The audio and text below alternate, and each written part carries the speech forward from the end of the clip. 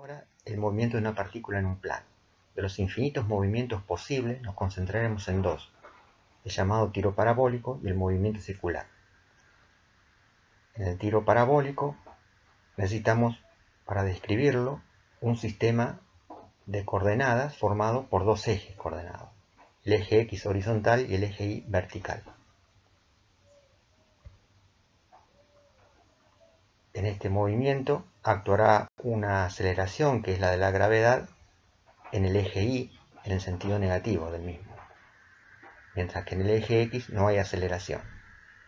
El movimiento puede ser estudiado como dos movimientos independientes, uno en X sin aceleración y otro en Y acelerado.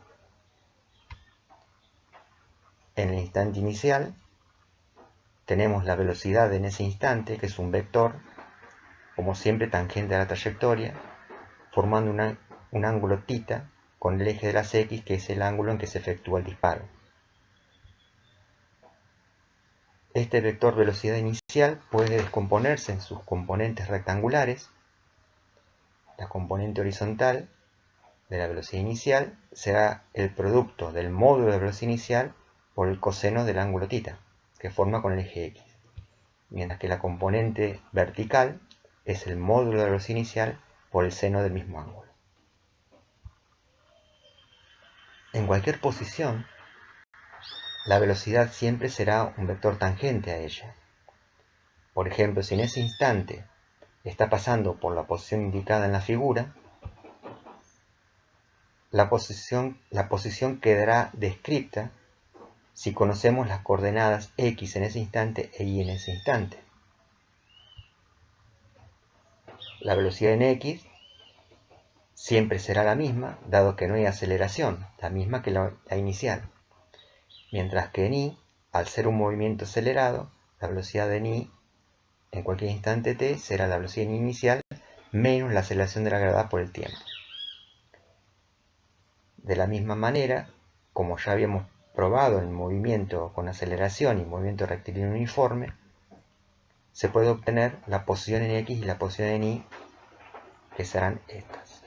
Si reemplazamos la velocidad inicial en X y velocidad inicial en Y por las componentes rectangulares halladas anteriormente, queda un conjunto de 4 ecuaciones con lo que podemos describir el movimiento de una partícula en un plano horizontal libre.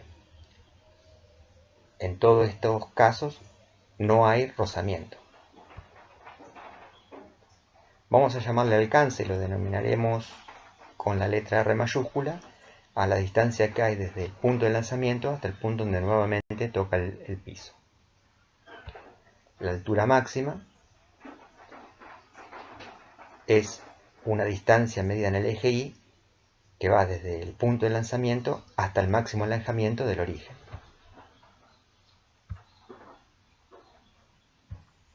Cuando la partícula está pasando por el punto de altura máxima, en ese instante el vector velocidad es un vector horizontal. Por lo tanto, la componente Y de ese vector será igual a 0. Vamos a llamarle t sub h al instante en que pasa por la altura máxima. Cuando la partícula avanza, posteriormente a ese instante t sub h, comienza a descender. Para t mayor que t sub h, la componente vertical de la velocidad es negativa. El movimiento circular es aquel movimiento que describe una partícula siguiendo una trayectoria circunferencial. La partícula, la circunferencia que describe, y si ese movimiento lo describimos con un vector posición r, es el vector r el que barre un círculo al seguir a la partícula. Ese vector r formará con el eje X positivo un ángulo θ que al moverse la partícula irá cambiando, o sea que el ángulo θ es una función del tiempo. Entonces el movimiento de esa partícula siguiendo la trayectoria circunferencial puede ser descrito siguiendo la variación de las coordenadas x e y, como habíamos hecho en el momento parabólico, o siguiendo la variación del ángulo θ que forma la posición con el eje x.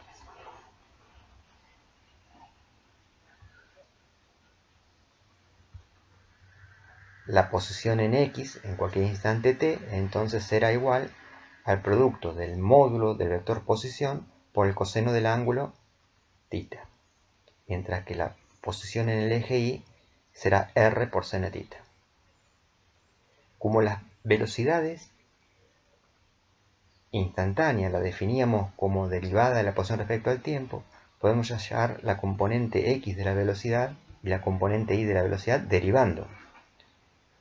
Así, b sub x en función del tiempo será la derivada de x respecto al tiempo, y si derivamos r por coseno de θ, tenemos que tener en cuenta que r es constante por una circunferencia, y la derivada del coseno es el menos seno, nos queda esa expresión. Pero estamos derivando respecto al tiempo, por lo tanto, cuando derivamos respecto a θ, luego hay que derivar θ respecto al tiempo. Para y quedará de esa manera.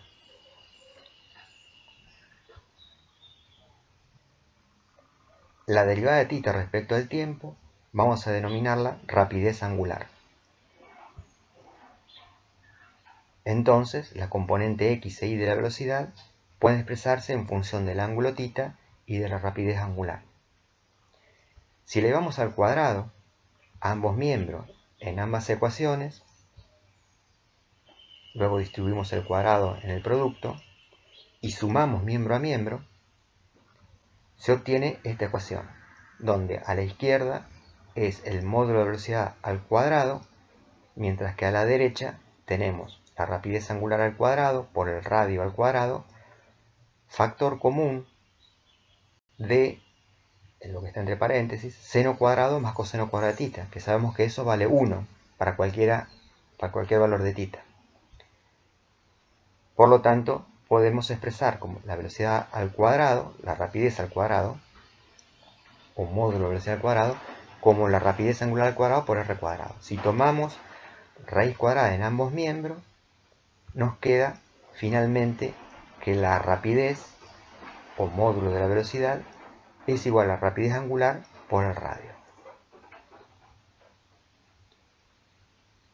Como la velocidad es un vector, hay una relación también entre el vector velocidad y el vector posición. Pero para eso debemos definir el vector velocidad angular. El vector velocidad angular se define como un vector perpendicular al plano de la circunferencia,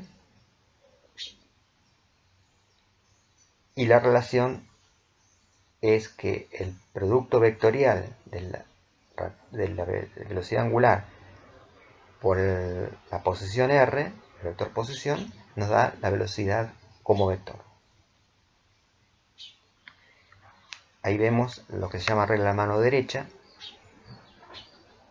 El dedo pulgar indica la dirección y sentido del vector velocidad angular, cuando los demás dedos señalan el sentido del movimiento. Las unidades de la rapidez angular serán radianes sobre segundo, o también segundo a la menos 1 o 1 sobre segundo. Se define como periodo al tiempo que tarda una partícula en efectuar una vuelta completa, y se relaciona con la rapidez angular con esta fórmula. Se llama frecuencia al número de vueltas o ciclos completos que efectúa por unidad de tiempo. La frecuencia se mide en 1 sobre segundo o ciclos sobre segundo, y se relaciona con la rapidez angular con esta fórmula. Si la rapidez angular es variable, podemos hallar entonces la aceleración angular. La aceleración angular será la derivada de la rapidez angular respecto al tiempo. Las unidades de la aceleración angular son radianes sobre segundo cuadrado o 1 sobre segundo cuadrado. antes de obtener la aceleración de una partícula girando en una circunferencia, vamos a hacer un repaso de vectores. Un vector en el plano lo podíamos describir descomponiéndolo en lo que llamamos componentes rectangulares. Por ejemplo, este vector tiene una componente en x de 4 y una componente en y de 3. El módulo es 5. Y lo podemos describir de esta manera, como un par ordenado, 4 la componente x, 3 la componente y. Y el módulo es la suma de las componentes al cuadrado y luego la raíz. Si definimos un vector a lo largo del eje X y de módulo 1, vamos a llamarle Y, con un arquito encima, y otro vector que le vamos a llamar J, a lo largo del eje Y de módulo 1 también, vamos a poner un arquito arriba. Estos vectores particulares se denominan versores. Versor significa que tiene módulo 1. Entonces el versor Y será en componentes rectangulares 1, 0. Mientras que J será 0, 1. Entonces cualquier vector del plano se puede obtener con una combinación lineal de estos dos versores. Así, por ejemplo, el vector de componentes 4, 3 se puede escribir como 4 por 1, 0 más 3 por 0, 1. Efectuando la distribución, el 4 por el 1, 0 y el 3 por el 0, 1, y luego sumando los dos vectores obtenidos, se llega a lo que ya habíamos escrito antes en la notación de par ordenado. Bien, pero este producto, como el vector 1, 0 es el versor Y y el vector 0, 1 es el versor J, puede ser escrito de esta manera. O sea, B, que en la notación de par ordenado es el vector 4, 3, se puede escribir también como 4i más 3j. En general, si tenemos un vector cuyas componentes son a y b, también se puede escribir como a según i más b según j. En 3 dimensiones, necesitaremos un nuevo versor que le llamamos k y está dirigido a lo largo del eje z. Los 3 versores serían estos entonces. Entonces cualquier punto del espacio tridimensional puede ser escrito como una combinación lineal de estos 3 versores.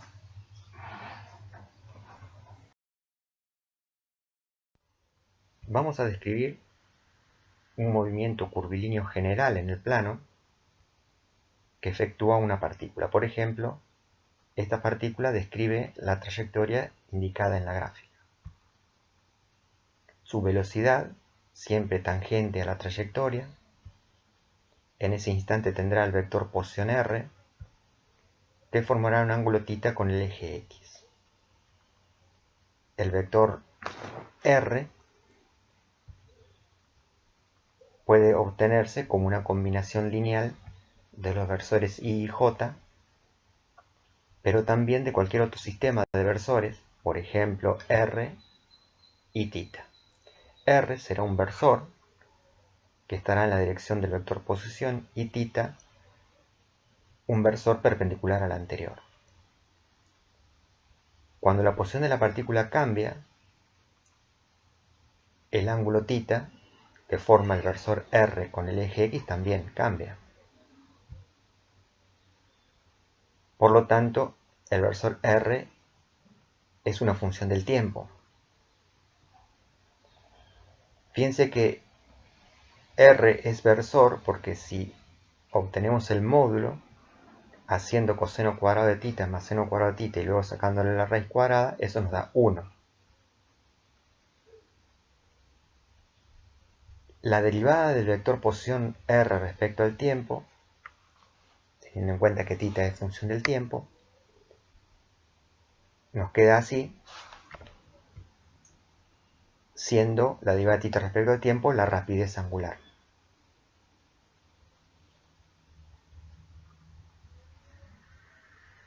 Este vector que acompaña la rapidez angular es el versor θ. Versor porque también el módulo es 1, como se ve elevando al cuadrado las componentes y sumándola. Pero, ¿cómo nos aseguramos que es el θ que hemos tomado perpendicular a R? Si efectuamos el producto escalar de R, versor, por lo que llamamos versor θ, observamos que nos da 0. Por definición de producto escalar, cuando dos vectores son perpendiculares, el producto da como resultado 0. ¿Qué es lo que nos digo acá? Por lo tanto, R versor y θ versor son vectores o versores perpendiculares. Entonces, la derivada del versor R respecto al tiempo se puede escribir como la rapidez angular por el versor θ. De la misma manera, la derivada del versor θ respecto al tiempo se halla de esta manera y podemos decir que es igual a menos la rapidez angular por el versor R. La posición, o vector posición entonces, puede escribirse de esta manera. El módulo es el módulo del vector posición R y la dirección y sentido está dada por el versor R. La velocidad es la derivada del vector posición respecto al tiempo, entonces tenemos que derivar el producto de R módulo por R versor. Es la derivada de un producto. Aplicando la regla de derivación del producto, nos queda esa expresión. Que teniendo en cuenta las relaciones halladas más arriba, lo podemos escribir de esta manera. La aceleración es la derivada de la velocidad respecto al tiempo. Por lo tanto, tenemos que derivar la expresión hallada arriba. Y hay que tener en cuenta en esta derivación que todas las cantidades son funciones del tiempo. Efectuando la derivación y agrupando, llegamos a que la aceleración de un movimiento curvilíneo general se puede escribir de esta manera, como combinación lineal de los vectores, de los versores R y θ.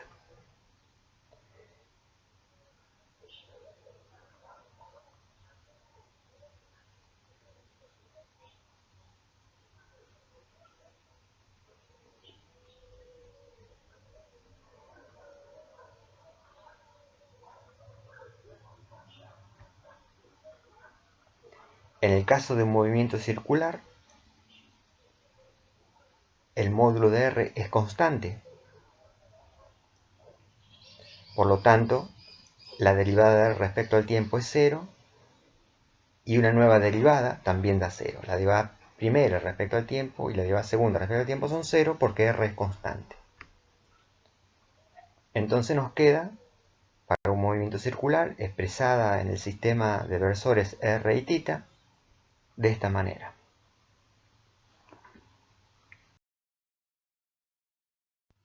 Entonces el movimiento circular puede ser descrito utilizando los versores R y θ. La velocidad, según este sistema de versores, queda expresada de esta manera, lo que muestra que siempre es tangente a la trayectoria. En cambio, la aceleración tiene dos componentes. Una componente radial, a sub r, y una componente tangencial, a sub t. Hay que notar que la componente radial está precedida por un signo negativo, lo que significa que está dirigida hacia el centro de la circunferencia, en el sentido contrario al versor R.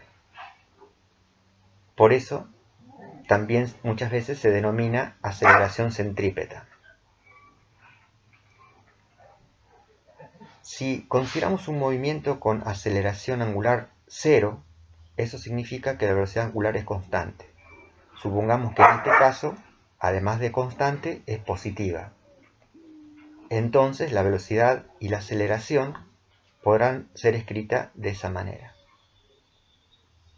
Fíjense que la aceleración tangencial es 0 porque la aceleración angular es 0.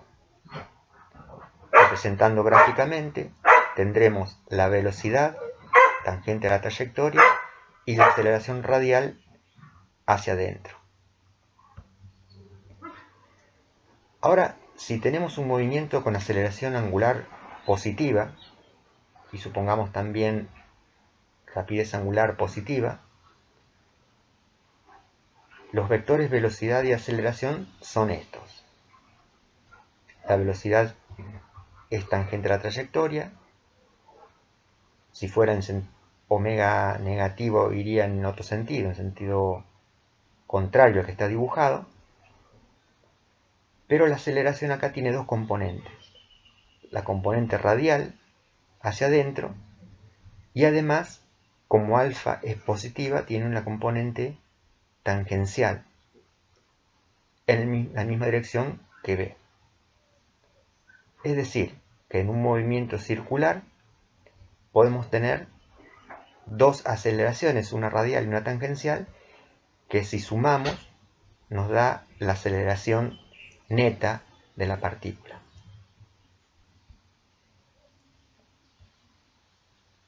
Si alfa fuera negativa y omega positiva, nos quedan las ecuaciones de esta manera.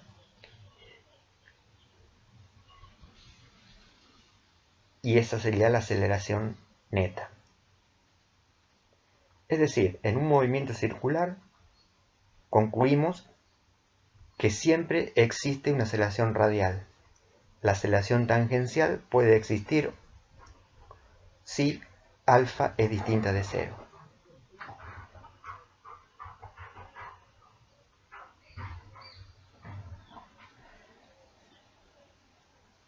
La aceleración radial en módulo se define como la rapidez al cuadrado por el radio, teniendo en cuenta la relación que hay entre rapidez angular y rapidez, puede ser escrita de esta manera. Es decir, se puede escribir tanto como rapidez angular al cuadrado por el radio o también rapidez al cuadrado sobre el radio.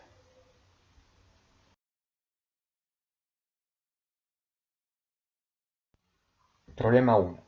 Se lanza un objeto de manera que su velocidad inicial forma con la horizontal un ángulo de 53 grados y se mantiene en el aire durante 1,96 segundos. Hallar A. La rapidez inicial del disparo, B. La altura máxima que alcanza y C. El alcance. Para el inciso A, usamos la ecuación de la altura en función del tiempo, dado que como andamos buscando v sub 0 y conocemos el tiempo de vuelo, sabemos además que en el momento que pega nuevamente en el piso, I de t vale 0. Por lo tanto, esta ecuación nos queda así. Hemos sacado t factor común y queda un producto de t por un paréntesis. Para que un producto sea 0, cualquiera de los dos factores puede ser 0. T igual a 0 es una solución, pero es el instante en que se efectúa el disparo. Mientras que en t igual a t de b, el tiempo de vuelo, ese instante será el que hace 0 el paréntesis. Por lo tanto, si reemplazamos t por el tiempo de vuelo, de esta ecuación igualada a 0, podemos despejar la rapidez inicial. Efectuando las cuentas con los datos, ese es el resultado. Para obtener la altura máxima, podemos hacer uso de la velocidad en y en función del tiempo, dado que nos da un dato adicional. En el instante que la partícula está pasando por la altura máxima, su velocidad en y es 0.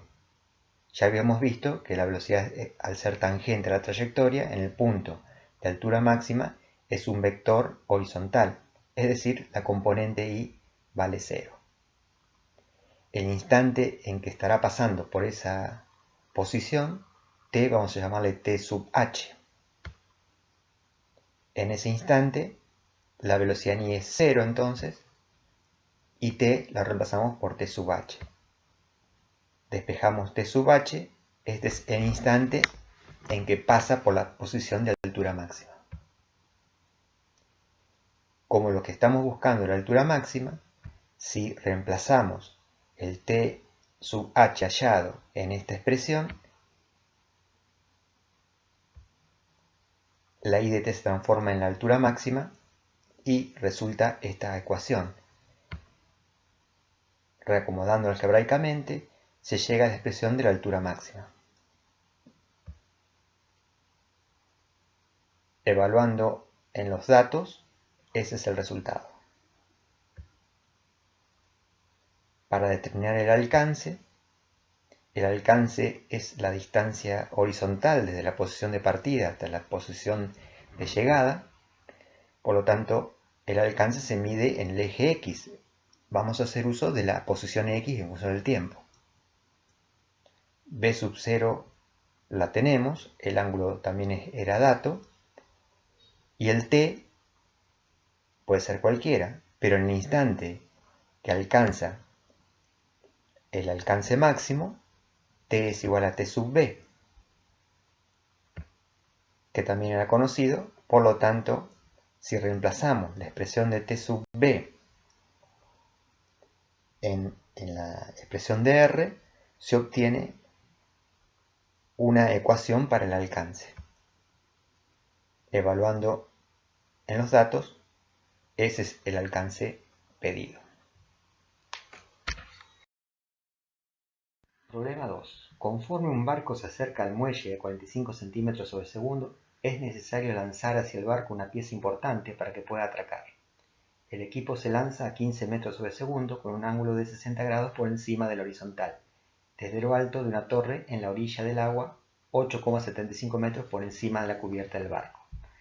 Para que el equipo caiga justo enfrente del barco, ¿a qué distancia desde el muelle deberá estar el barco cuando se lance el equipo? Se desprecia la resistencia del aire. En primer lugar, entonces, hay que elegir un sistema de coordenadas, X e Y en este caso, porque el movimiento de uno de los objetos es en el plano, y las ecuaciones para el movimiento tanto del objeto como del barco son las siguientes. Para el objeto, le llamamos A, tendrá una posición en X y una posición en Y. En la posición en Y hemos tomado la posición inicial en Y A como H, el punto de donde es arrojado. Para el objeto B, que sería el barco, la posición solamente interesa en X, ya que este se mueve en X. La posición inicial en X es D, que es lo que tenemos que averiguar, y la velocidad del barco, como está dirigida a lo largo del eje X en sentido negativo, le ponemos un signo menos adelante. En el instante que el objeto cae en el punto B, su altura I sub A de t es igual a 0. Por lo tanto, de esa ecuación, que es una ecuación cuadrática, podemos obtener el tiempo de vuelo, es decir, el tiempo que tarda el objeto en ir desde A hasta B. Resolviendo esa ecuación cuadrática, se obtienen estos dos valores. Pero de los dos, el que tiene interés físico o significado físico es el valor positivo. Entonces, esta es la solución de la ecuación que nos interesa. Y nos da el tiempo que tarda entonces el objeto para ir desde A hasta B. En ese momento, cuando el objeto cae en la proa del barco, la posición en X de ambos cuerpos, el objeto que se arroja y el barco, es la misma. en el instante t sub b. Entonces, igualando los segundos miembros, es posible despejar la distancia d que andamos buscando. Esa distancia d queda en función del tiempo de vuelo que fue hallado anteriormente y se llega entonces a esta expresión. Esa sería la expresión que nos da la solución del problema. Reemplazando en los datos se obtiene una distancia de 25,5 metros. La rueda de la figura, que gira en sentido antihorario, se acaba de poner en movimiento. En un instante dado, un pasajero en el borde de la rueda, que está pasando por el punto más bajo de su movimiento circular, tiene una rapidez de 3 metros sobre segundo, la cual está aumentando a razón de 0,5 metros sobre segundo cuadrado. A. Calcular la magnitud y la dirección de la aceleración del pasajero en este instante. B. Dibujar la rueda de la fortuna y el pasajero mostrando sus vectores de velocidad y aceleración. C. Si la rueda partió del reposo con esa aceleración tangencial constante, ¿qué ángulo habrá girado el pasajero hasta el instante en que pasa por esta posición? Inciso A. Esos son los datos del problema. La aceleración tangencial 0,5 metros sobre segundo cuadrado. ¿Por qué digo que esa es la aceleración tangencial? Porque es la que hace aumentar la rapidez. Fíjense, el enunciado dice que esa velocidad de 3 metros sobre segundo cuadrado aumenta a razón de 0,5 metros sobre segundo cuadrado. Por lo tanto, la aceleración tangencial aumenta la rapidez o el módulo de la velocidad. En el instante que el pasajero está pasando por la posición más baja, tiene una rapidez de 3 metros sobre segundo. Y entonces nos falta hallar la aceleración radial que está presente en todo movimiento circular.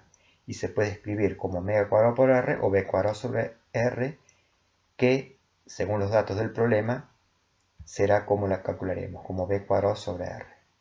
Efectuando los cálculos nos da entonces un vector aceleración que, como justo en esa posición la aceleración tangencial está en x y la aceleración radial en y, será ese vector. Pide la magnitud y la aceleración. La magnitud es el módulo del vector. Entonces, efectuando el módulo, da eso. Y para sacar la dirección, vamos a dar la dirección como el ángulo que forma la aceleración neta con el eje X. Entonces, si representamos un esquema con las aceleraciones, tenemos la aceleración tangencial, en este caso horizontal, la radial vertical, y φ será el ángulo entre la aceleración neta y la aceleración tangencial. Según la trigonometría, la tangente de φ es el opuesto sobre el adyacente, en este caso será el módulo de aceleración radial sobre el módulo de aceleración tangencial. De ahí podemos despejar φ entonces y finalmente hacer las cuentas.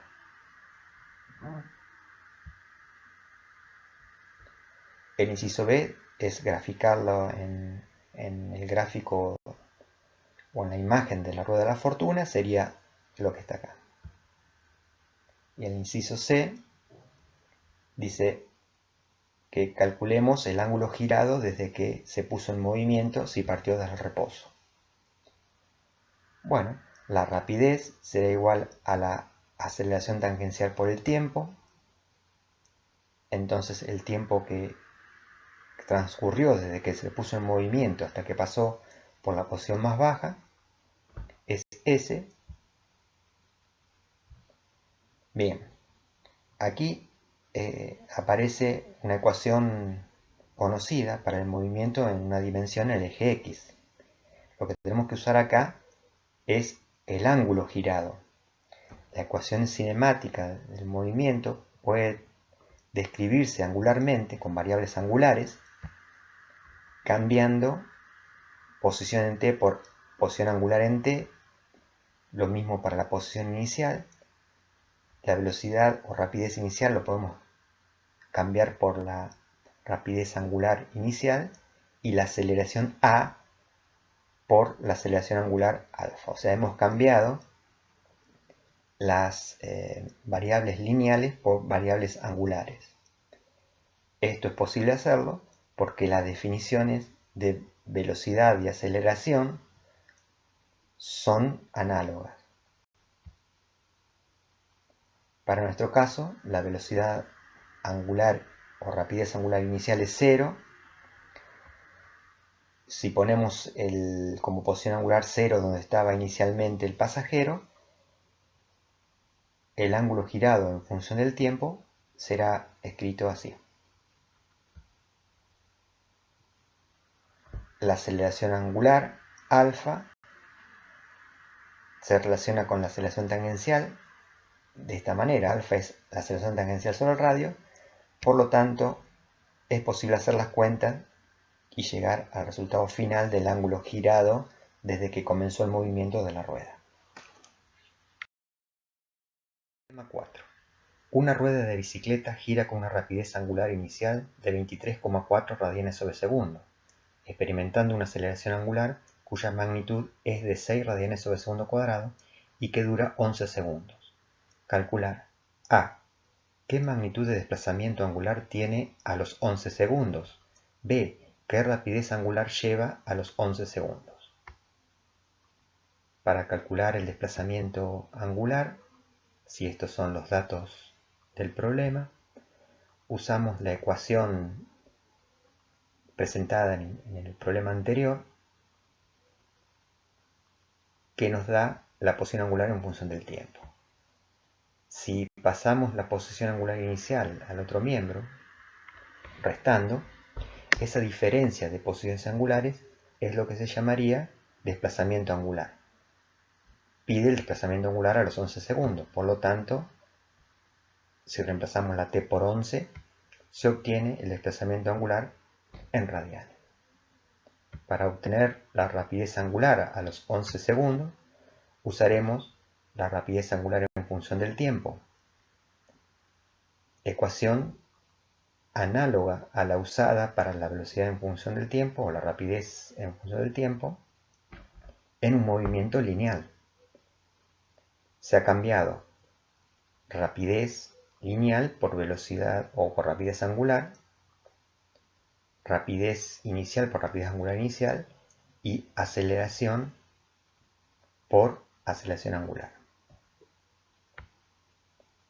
Reemplazando en 11 segundos se obtiene la rapidez angular en ese instante. La rueda A, cuyo radio es de 30 centímetros, parte del reposo y aumenta su rapidez angular uniformemente a razón de 0,4 radianes sobre segundo cuadrado. La rueda transmite su movimiento a la rueda B mediante una correa como se muestra en la figura. A. Obtener una relación entre las aceleraciones angulares y los radios de las dos ruedas. B. Hallar el tiempo necesario para que la rueda B alcance una rapidez angular de 300 rpm. Inciso A. Los datos del problema. Y vamos a tomar dos puntos. En el dibujo el punto P1. En ese punto esa será la aceleración tangencial. Y un punto P2 donde ahí se representa la aceleración tangencial correspondiente. La condición para que las ruedas giren sin que la correa se estire o se arrugue es que la aceleración tangencial en ambos puntos sea la misma. Si la aceleración tangencial en el punto 1 es mayor que en el punto 2, el punto 1 se estaría acercando al punto 2. Al revés, si la aceleración tangencial en el punto 2 fuera mayor que en el punto 1, la correa se estaría estirando. Por lo tanto, la aceleración tangencial en ambos puntos debe ser la misma y las describimos así. Reacomodando los términos de la ecuación, llegamos a que la relación entre las aceleraciones angulares es igual a la relación inversa de los radios. Evaluando con los datos nos da que la aceleración angular de B es 3 veces la aceleración angular de A.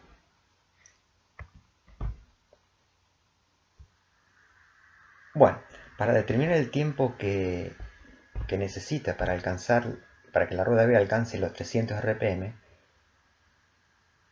hay que tener en cuenta que RPM no es la velocidad angular expresada en las unidades que habíamos visto, en radianes sobre segundo. Entonces el primer paso es convertir los 300 RPM a radianes sobre segundo. RPM significa revoluciones por minuto, o sea, revolución cada minuto. 300 revoluciones cada minuto. Vamos a aplicar la regla de los factores equivalente.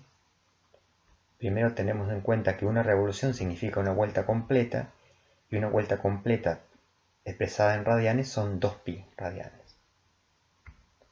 Luego, un minuto equivale a 60 segundos.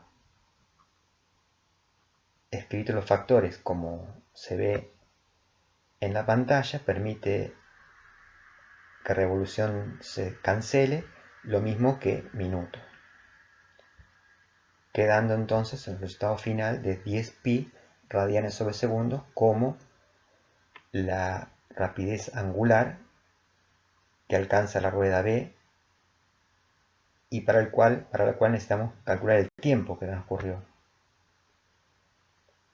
La rapidez angular en función del tiempo, como la rapidez angular inicial es 0, porque dice que parte del reposo, quedaría de esta manera. Por lo tanto, despejando el tiempo y efectuando las cuentas, se llega a este resultado. Ahora un problema desafío para aquellos que quieran pensarlo en su casa. Supongamos un surtidor de agua situado en el origen del sistema de coordenadas que lanza agua en todas las direcciones posibles con la misma rapidez inicial, en este caso 9 metros sobre segundo. La gráfica de todos los chorros que salen de ese surtidor es la que se ve, y también se ve que queda determinada una curva que separa dos regiones. La región inferior, la zona que puede ser alcanzada por el agua, y la superior, la zona donde jamás será alcanzada por alguna gota de agua que sale del surtidor. La pregunta es, ¿cuál es la ecuación de esa curva?